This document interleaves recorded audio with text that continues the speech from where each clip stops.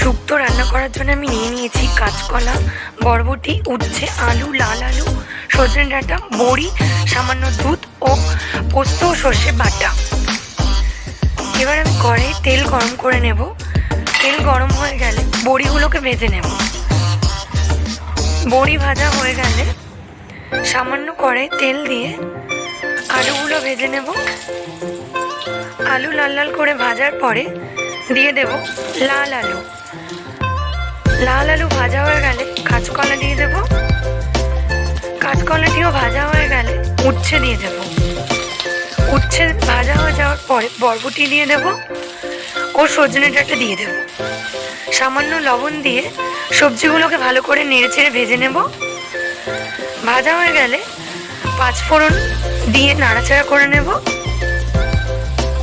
সামান্য হলুদ দিয়ে দেব এবং ধনিয়া গুঁড়ো দিয়ে দেব। ভালো করে নাড়িয়ে নিয়ে পোস্ত ও সর্ষে বাটাটা দিয়ে দেব।